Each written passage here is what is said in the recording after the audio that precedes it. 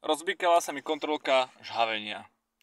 Diagnostika ukazuje G28, porucha snímačov otáčok, nezmyselný signál.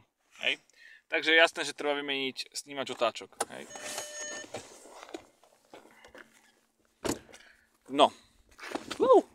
Ten snímač otáčok sa nachádza tu dole vedľa palivového filtra na mojej oktávke. Toto je ten pôvodný. Tak to vypadá. A je tu nejaký je to vyrobené v Španielsku a tak ďalej.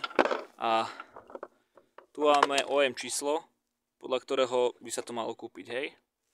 Takže kúpilo sa podľa toho také a kúpil som toto. Toto mi dali v predajni, nejdem radšej menovať.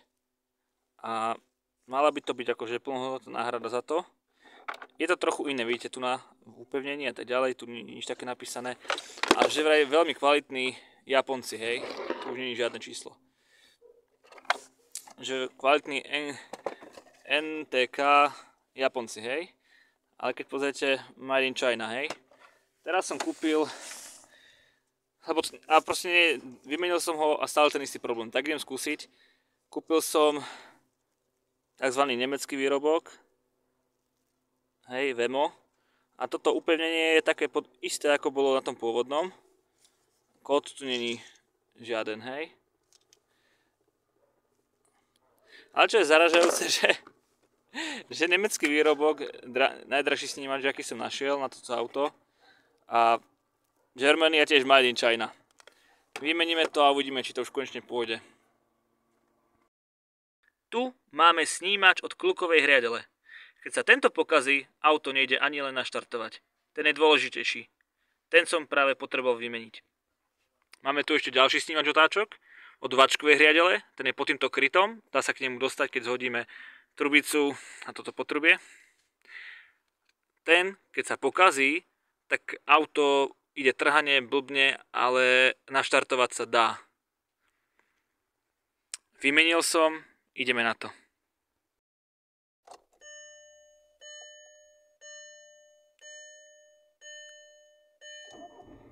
Vymenili sme snímač, áno, to ide!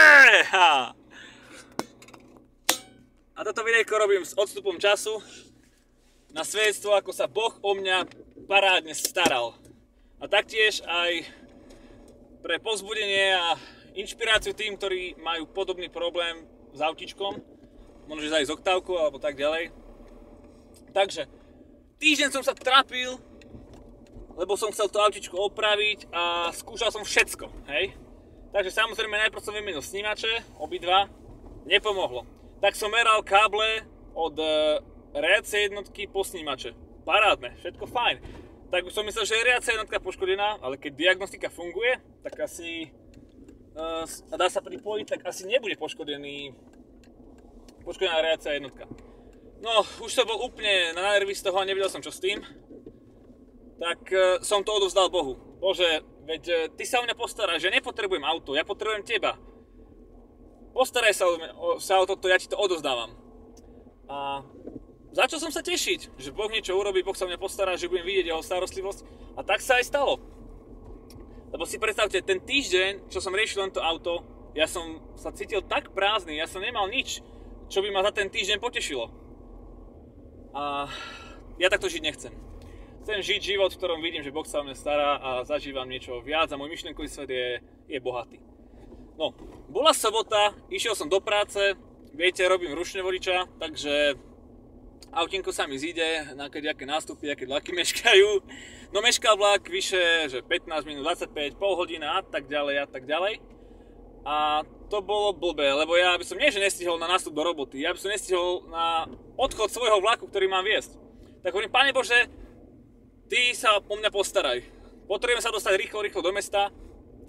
Je, že idem stopovať auta. A tam nechodia skoro žiadne auta na tom mieste pri tej stanici, Varín stanica.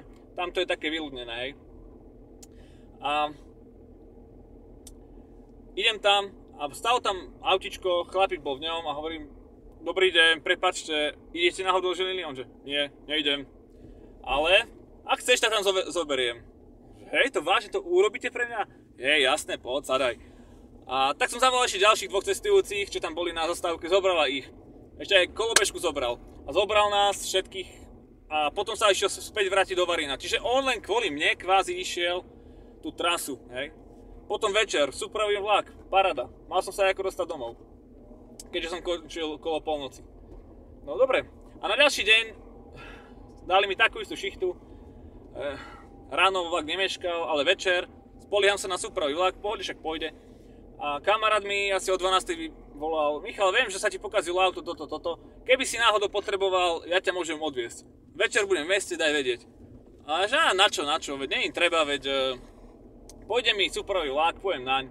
A večer som zistil, že v ten deň nejde, hej. Tak akurát sa mi v ten deň ponúkol, hej, tak som mu zavolal a za 10 minút tam bol, zobral ma domov. Paráda. Potom zase o 2 dní na to, bol som s priateľkou niekde v Sučanoch a mal som hamaku, takú dlhú, tú veľkú húpačku pre dvoch. Paráda, hej. A zase cestou späť vo vlaku sa mi prihovoril jeden muž a keď sme vystupovali na tej istej zastávke, tak sa mi ponúkol, že ako ideš domov, že ak chceš, idem som tu autom, zoberiem ťa. Hej. Takže zase sa postaral Boh o mňa tam a tú zimu som nemusel ísť proste bez rukavíc, v zime, po tme, s tou hamakou veľkou. No nemusel som ísť proste na bicykli sa tam desíka dozahlušiť. Boh sa staral o mňa stále a potom na ďalší deň Boh mi dal opraviť toto autičko. A ja hovorím ďaká Bohu, že sa mi pokazilo to autičko, lebo som ho mohol zažiť ako verného Boha, ktorý sa stará a že každé jedno trápenie, čokoľvek začína takto. Uveríme Bohu a Boh nám dá vyslobodenie, Boh nám dá záchranu a všetko začína vierou. Minúta viery spraví viac ako hodiny sťažovania sa, reptania bez viery.